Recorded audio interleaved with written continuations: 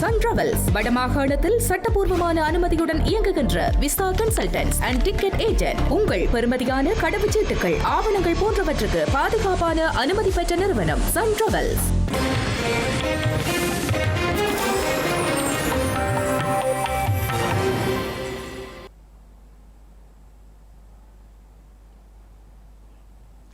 வணக்கம். இது ஐபிசி தமிழின் பிரதான செய்திகள். முதலில் தலைப்புச் செய்திகள். உயர்தர பரீட்சையை ஒத்திவைக்க கோரும் மனு நிராகரிப்பு, விசாரணையின்றி தள்ளுபடி செய்த நீதிமன்றம். இரத்த பரிசோதனைக்கு அதிக கட்டண அறவீடு, யாழில் தனியார் மருத்துவமனைக்கு அபராதம் விதிப்பு. விடுதலை புலிகளின் பெயரில் மோசடி, வர்த்தகர்களிடம் நிதி சேகரித்தவர் கைது. மலேசியாவில் இலங்கை பெண்ணை கட்டாய உழைப்பு சுரண்டலுக்கு பயன்படுத்திய விவகாரம், இலங்கை வர்த்தகர் கைது. மோடியின் அறிவிப்பை நிராகரித்து கரப்பான்பூச்சி ஜனதா கட்சி, மத்திய கல்வி அமைச்சரை பதவி விலகுமாறும் கோரிக்கை. சவுதி அரேபியாவின் எண்ணெய் கப்பல்களை தாக்கிய ஹூதிகள், முற்றுகையை மீறி பயணித்ததாக குற்றச்சாட்டு. இனி தொடர்பான விரிவான செய்திகள். இலங்கையில் எதிர்வரும் ஆகஸ்ட் மாதம் நடைபெறவுள்ள கல்வி பொது தராதர உயர்தர பரீட்சையை ஒத்திவைக்குமாறு கோரி தாக்கல் செய்யப்பட்ட எழுத்தாணை மனு நிராகரிக்கப்பட்டுள்ளது. கல்வி பொது தராதர உயர்தர பரீட்சைக்கான தயார்படுத்தல்களுக்காக மேலதிக கால அவகாசம் தேவைப்படுவதாக சுட்டிக்காட்டி பரீட்சையை 2 மாதங்களுக்கு ஒத்திவைக்குமாறு கோரி மாணவர் தரப்பினரால் இந்த எழுத்தாணை மனு தாக்கல் செய்யப்பட்டிருந்தது. குறித்த மனு தொடர்பில் விரிவாக முன்வைக்கப்பட்ட விடயங்களை ஆராய்ந்த பின்னரே மேன்முறையீட்டு நீதிமன்றம் விசாரணைக்கு எடுத்துக் கொள்ளாது மனுவை நிராகரித்துள்ளது. தமிழீழ விடுதலை புலிகள் காலத்தில் யாழ்ப்பாணத்தில் வழிபாடு செய்யப்பட்டதாக கூறப்படும் தங்கமுலாம் பூசப்பட்டு கதாயுதத்துடன் கூடிய அனுமன் சிலை ஒன்றை தோண்டியெடுப்பதாக கூறி பண மோசடியில் ஈடுபட்ட நபரொருவர் கொழும்பு தெற்கு பிரிவு குற்றப்புலனாய்வு பணியகத்தினால் கைது செய்யப்பட்டுள்ளார். கொழும்பு தெற்கு பிரிவு குற்றப்புலனாய்வு பணியகத்தினால் கைது செய்யப்பட்ட குறித்த சந்தேக நபர் மேலதிக விசாரணைகளுக்காக குற்றப்புலனாய்வு திணைக்களத்திடம் ஒப்படைக்கப்பட்டுள்ளதாக காவல்துறையினர் தெரிவித்துள்ளனர். தமிழீழ விடுதலை புலிகள் காலத்தில் யாழ்ப்பாணத்தில் வழிபாடு செய்த அனுமன் சிலை 2016ஆம் ஆண்டு காலப்பகுதியில் ஜாயில மெல்வத்த பகுதிக்கு இரகசியமாக கொண்டுவரப்பட்டு புதைக்கப்பட்டுள்ளதாக கூறி மோசடி கும்பலொன்று பணம் பறிக்கும் செயற்பாட்டில் ஈடுபட்டுள்ளது. அவ்வாறு புதைக்கப்பட்டுள்ள குறித்த சிலையை இந்தியாவில் உள்ள பூசகர் ஒருவருக்கு 2 கோடிக்கும் அதிகமான ரூபாவிற்கு விற்பனை செய்ய திட்டமிட்டுள்ளதாகவும் குறித்த கொடுக்கல் வாங்கல் பொது பாதுகாப்பு மற்றும் நாடாளுமன்ற விவகாரங்கள் பிரதி அமைச்சர் சுனில் வட்டகலவின் பங்களிப்புடனேயே நடப்பதாகவும் மோசடிக்காரர்கள் தெரிவித்திருக்கின்றார்கள். சிலையை தோண்டி எடுத்து இந்தியாவிற்கு அனுப்பும் வரை தேவைப்படும் பல்வேறு செலவுகளுக்கு சுமார் 2 கோடி ரூபாய் பணம் செலவாகும் என்பதால் பணத்தை பெற்றுக்கொள்வதற்காக பணக்கார வர்த்தகர்களின் வாட்ஸ்அப் இலக்கங்களுக்கு தகவல்களை அனுப்பி செயற்பாட்டில் ஈடுபட்டுள்ளனர். இதுகுறித்து பொது பாதுகாப்பு மற்றும் நாடாளுமன்ற விவகாரங்கள் பிரதி அமைச்சர் சுனில் வட்டகல காவல்துறை மாதிபரிடமும் குற்றப்புலனாய்வு திணைக்களத்திடமும் முறைப்பாடு செய்துள்ளார். இவ்வாறானதொரு பின்னணியில் குறித்த பிரதான நபர் கொழும்பு பகுதியில் வைத்து கொடுக்கல் வாங்கல் குறித்து பேசிக் கொண்டிருந்த நிலையில் காவல்துறையினர் கைது செய்ய நடவடிக்கை எடுத்துள்ளனர். சந்தேக நபரின் தொலைபேசியை பரிசோதித்த போது மேலும் பெருமளவானோருக்கு வாட்ஸ்அப் ஊடாக குறித்த மோசடி தொடர்பான காட்சிகளை அனுப்பியுள்ளமை தெரிய வந்துள்ளது. கொழும்பு தெற்கு பிரிவு குற்றப்புலனாய்வு பணியகத்தினால் கைது செய்யப்பட்ட சந்தேக நபர் மேலதிக விசாரணைகளுக்காக குற்றப்புலனாய்வு திணைக்களத்திடம் ஒப்படைக்கப்பட்டுள்ளதாக காவல்துறையினர் தெரிவித்துள்ளனர். 2020ஆம் ஆண்டு தொடக்கம் தற்போது வரை பல்கலைக்கழக கட்டமைப்பில் பகடிவதை காரணமாக ஒருவர் உயிரிழந்துள்ளதாகவும் 106 பேர் காயமடைந்துள்ளதாகவும் ஸ்ரீலங்கா பிரதமர் ஹரணி அமரசூரிய தெரிவித்துள்ளார். நாடாளுமன்றத்தில் நேற்றைய தினம் இடம்பெற்ற வாய்மூல விடைக்கான வினாக்கள் வேளையின் போது ஐக்கிய மக்கள் சக்தியின் மாத்தளை மாவட்ட நாடாளுமன்ற உறுப்பினர் ரோஹிணி கவிரத்ன முன்வைத்த கேள்விகளுக்கு பதிலளிக்கும் போதே அவர் இவ்வாறு குறிப்பிட்டுள்ளார். 2020ஆம் ஆண்டு தொடக்கம் தற்போது வரை பல்கலைக்கழக கட்டமைப்பில் பகுடிவதை காரணமாக ஒருவர் உயிரிழந்துள்ள நிலையில் 106 பேர் காயமடைந்துள்ளதாகவும் ஸ்ரீலங்கா பிரதமர் ஹரணி அமரசூரிய தெரிவித்துள்ளார். பகடிவதை கலாசாரத்தை ஒழிப்பதற்கு விசேட செயலணி ஊடாக பல்கலைக்கழகங்களுக்கு விசேட வழிகாட்டல் அறிவுறுத்தல்கள் வழங்கப்படுகின்றன எனவும் அவர் குறிப்பிட்டுள்ளார். பகடிவதை தொடர்பில் 141 முறைப்பாடுகள் கிடைக்கப்பெற்றுள்ள நிலையில் கடுமையான காயம் ஏற்படுத்தியமை தொடர்பில் 93 முறைப்பாடுகள் கிடைக்கப்பெற்றுள்ளதாகவும் அவர் குறிப்பிட்டுள்ளார். பகடிவதை சம்பவங்கள் தொடர்பில் பல்கலைக்கழக மட்டத்தில் 28 குழுக்கள் நியமிக்கப்பட்டுள்ள நிலையில் பல்கலைக்கழக மானியங்கள் ஆணைக்குழு ஊடாக உரிய நடவடிக்கைகள் எடுக்கப்பட்டுள்ளதாகவும் அவர் குறிப்பிட்டுள்ளார். இதற்கமைய பகடிவதைகளை ஒழிப்பதற்குரிய வழிமுறைகளை முன்வைப்பதற்கு விசேட செயலணி ஒன்று நியமிக்கப்பட்டுள்ளது எனவும் அந்த செயலணி ஊடாக சகல பல்கலைக்கழகங்களுக்கும் வழிகாட்டல் அறிவுறுத்தல்கள் வழங்கப்பட்டுள்ளதாகவும் அவர் தெரிவித்துள்ளார். மலேசியாவில் இலங்கை பெண் ஒருவரை கட்டாய உழைப்புச் சுரண்டலுக்கு உட்படுத்திய குற்றச்சாட்டின் பேரில் 38 வயதுடைய இலங்கை வர்த்தகர் ஒருவர் கைது செய்யப்பட்டுள்ளார். அத்துடன் பாதிக்கப்பட்ட இலங்கை பெண் மலேசிய அதிகாரிகளால் மீட்கப்பட்டுள்ளார். மலேசியாவின் சிலாங்கூர் மாநிலத்தின் ஜெஞ்சாரோம் பகுதியில் மலேசிய குடிவரவு திணைக்களத்தின் மனித வர்த்தக எதிர்ப்பு மற்றும் கடத்தல் தடுப்பு பிரிவு மற்றும் பண மோசடி எதிர்ப்பு பிரிவு இணைந்து நடத்திய விசேட நடவடிக்கையின் போதே இலங்கை வர்த்தகர் கைது செய்யப்பட்டுள்ளார். இலங்கை பெண் சுரண்டப்படுவதாக கிடைத்த தகவல்கள் மற்றும் முறைப்பாடுகளின் அடிப்படையில் அதிகாரிகள் புலனாய்வு மேற்கொண்டு இந்த சோதனையை நடத்தியுள்ளனர். வேலைவாய்ப்பு மற்றும் வேலை அனுமதி பத்திரம் வாங்கித் தருவதாக கூறி குறித்த பெண் மலேசியாவுக்கு அழைத்துச் செல்லப்பட்டுள்ளார். சந்தேக நபருக்கு சொந்தமான உணவகத்தில் பெண்ணை வைத்து சம்பளம் எதுவுமின்றி வேலை வாங்கியுள்ளார். அத்துடன் அவருக்கு போதிய உணவு வழங்கப்படாமலும் சுதந்திரமாக நடமாட அனுமதி மறுக்கப்பட்டும் உடல் ரீதியான அச்சுறுத்தல்கள் மற்றும் சித்திரவதைகளுக்கு உட்படுத்தப்பட்டுள்ளதாகவும் ஆரம்பகட்ட விசாரணையில் தெரியவந்துள்ளது. இந்த சோதனையின் போது முறையான சட்டப்பூர்வ பயண ஆவணங்கள் மற்றும் நுழைவு விசைவின்றி தங்கியிருந்த 21 முதல் 51 வயதுக்குட்பட்ட இலங்கையைச் சேர்ந்த 4 ஆண்களும் 2 பெண்களும் கைது செய்யப்பட்டு தடுத்து வைக்கப்பட்டுள்ளனர். மலேசிய பெண் ஒருவரை திருமணம் செய்துள்ள 38 வயதுடைய குறித்த இலங்கையர் மீது மலேசியாவின் 2007ஆம் ஆண்டின் மனித வர்த்தக எதிர்ப்பு மற்றும் புலம்பெயர்ந்தோர் கடத்தல் தடுப்புச் சட்டம் மற்றும் 1959-63ஆம் ஆண்டின் குடிவரவு சட்டத்தின் கீழ் வழக்கு பதிவு செய்யப்பட்டுள்ளது. இரத்த பரிசோதனைக்காக அதிக கட்டணம் அறவிட்டு யாழ்ப்பாணத்தில் உள்ள தனியார் மருத்துவமனை ஒன்றுக்கு எதிராக 30 லட்சம் ரூபாய் அபராதம் விதிக்கப்பட்டுள்ளது. யாழ்ப்பாண நீதவான் நீதிமன்றத்தினால் இந்த அபராத தொகை விதிக்கப்பட்டுள்ளது. யாழ்ப்பாணத்தில் உள்ள தனியார் மருத்துவமனையில் இரத்த பரிசோதனைக்காக அதிக கட்டணம் பெறப்படுவதாக நுகர்வோர் விவகார அதிகார சபைக்கு முறைப்பாடு வழங்கப்பட்டுள்ளது.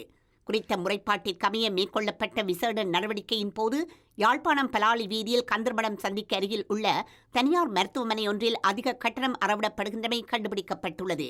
இதனையடுத்து குறித்த தனியார் மருத்துவமனைக்கு எதிராக 30 லட்சம் ரூபாய் அபராதம் விதிக்கப்பட்டுள்ளது. தனியார் மருத்துவமனைகள் மற்றும் மருத்துவ ஆய்வகங்களில் மேற்கொள்ளப்படும் முழு இரத்த பரிசோதனைக்காக அறவிடக்கூடிய அதிகபட்ச கட்டணமாக 400 ரூபாய் என கட்டணம் நிர்ணயிக்கப்பட்டுள்ள நிலையில் குறித்த தனியார் மருத்துவமனை இந்த பரிசோதனைக்காக 550 ரூபாய் வீதம் கட்டணம் அறவிட்டுள்ளது.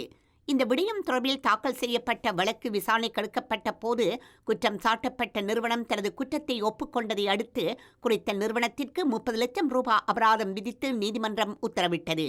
அத்துடன் இந்த விதி மீறல் தொடர்பான விவரங்களை தனது சொந்த செலவில் நாட்டின் முக்கிய நாளிதழ்களில் அறிவித்தலாக வெளியிடுமாறும் அந்த நிறுவனத்திற்கு நீதிமன்றம் கட்டளையிட்டுள்ளது. தனியார் மருத்துவமனைகள் அல்லது மருத்துவ ஆய்வகங்களில் சேவைகளை பெறும்போது நிர்ணயிக்கப்பட்ட கட்டணங்கள் குறித்து பொதுமக்கள் விழிப்புடன் இருக்குமாறு கேட்டுக் கொள்ளப்படுகின்றார்கள். தேசிய டெங்கு ஒழிப்பு வேலை திட்டத்திற்கு அமைவாக பெலவத்தை பகுதியில் மேற்கொள்ளப்பட்ட விசேட வளாக பரிசோதனை ஒன்றின் போது வீடொன்றிலிருந்து துப்பாக்கி ஒன்று கண்டுபிடிக்கப்பட்டுள்ளது. பத்திரமுள்ள சுகாதார வைத்திய அதிகாரி காரியாலயத்தின் பொது சுகாதார பரிசோதகர்களால் ராணுவம், விமானப்படை, இலங்கை காவல்துறை மற்றும் செஞ்சிலுவைச் சங்கம் ஆகியவற்றின் ஆதரவுடன் நேற்று தேசிய டெங்கு ஒழிப்பு வேலை திட்டத்திற்கு அமைவாக வளாக பரிசோதனை நடவடிக்கை முன்னெடுக்கப்பட்டிருந்தது. பெருமளவிலான நாய்கள் வளர்க்கப்படும் மிகவும் அசுத்தமான நிலையில் காணப்பட்ட வீடொன்றை சோதனையிட்ட போதே அங்கிருந்து உயிருள்ள டெங்கு நுளம்பு குடம்பிகள் மற்றும் குறித்த துப்பாக்கியும் கண்டுபிடிக்கப்பட்டுள்ளன. இதனையடுத்து காவல்துறையினரால் குறித்த துப்பாக்கி பொறுப்பேற்கப்பட்டதுடன் வீட்டின் உரிமையாளரான பெண்ணும் கைது செய்யப்பட்டுள்ளார். உயிருள்ள நுளம்பு குடம்பிகள் காணப்பட்ட மற்றொரு வீட்டை சோதனையிட்ட போது அவ்வீட்டின் உரிமையாளர் பொது சுகாதார பரிசோதகர்களின் கடமைக்கு இடையூறு விளைவிக்கும் வகையில் நடந்து கொண்டதால் இரு தரப்பினருக்கும் இடையில் அமைதியின்மை ஏற்பட்டுள்ளது. அதே நேரம் நுளம்பு குடம்பிகளுடன் வளாகங்களை பேணிய குற்றத்தின் கீழ் இனம் காணப்பட்ட 13 நபர்களுக்கு எதிராக கடுவெல நீதவான் நீதிமன்றத்தில் வழக்கு தொடரவும் நடவடிக்கை எடுக்கப்பட்டுள்ளது. டெங்கு நுளம்புகள் பெருகும் இடங்களை உடனடியாக அழித்து டெங்கு ஒழிப்பு அதிகாரிகளுக்கு ஒத்துழைப்பு வழங்குமாறு சுகாதார அதிகாரிகள் பொதுமக்களிடம் கோரிக்கை விடுத்துள்ளனர். கிளிநொச்சி தர்மபுரம் கல்லாறு பகுதியில் கஞ்சா கடத்திய இளைஞர்களை கிராம மக்களும் காவல்துறையினரும் இணைந்து பிடிக்க முயன்ற நிலையில் சந்தேக நபர்கள் உந்துருளியையும் கஞ்சாவையும் வீதியில் விட்டு தப்பிச் சென்றுள்ளனர். கிளிநொச்சி கல்லாறு பகுதியில் சந்தேகத்திற்கிடமான முறையில் கஞ்சா பொதியுடன் உந்துருளியில் பயணித்த இருவரை அவதானித்த கிராம மக்கள் அவர்களை பின்தொடர்ந்து சென்று வழிமறிக்க முயன்றுள்ளனர். இதன்போது கடத்தல்காரர்கள் கிராம மக்களிடமிருந்து தப்புவதற்காக முல்லைத்தீவு நோக்கி பயணித்த நிலையில் மக்கள் தருமபுரம் காவல்துறையினருக்கு இது தொடர்பில் தகவல் வழங்கியுள்ளனர். இதனையடுத்து கடத்தல்காரர்கள் தாம் கொண்டு வந்த கஞ்சா பொதியையும் பயணித்த உந்துருளியையும் வீதியில் போட்டுவிட்டு தப்பியோடியுள்ளனர்.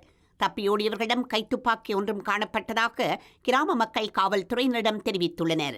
இதன்போது 6.49 கிலோகிராம் கேரள கஞ்சா மீட்கப்பட்டுள்ளது. கைவிடப்பட்ட உந்துருளியையும் கஞ்சா பொதியையும் நீதிமன்றில் முற்படுத்த நடவடிக்கை எடுக்கப்பட்டுள்ளது. யாழ்ப்பாணம் மருதனார்வடத்தில் அமைந்துள்ள வட இலங்கை சங்கீத சபைக்கு முன்பக்கமாக உள்ள வேதிக்கு புகழ்பெற்ற வயலின் வித்துவான் லக்ஷ்மி நாராயணனின் பெயர் சூட்டப்பட்டுள்ளது. வீதிக்கான பெயர் பலகை இன்று திரை நீக்கம் செய்து திறந்து வைக்கப்பட்டுள்ளது.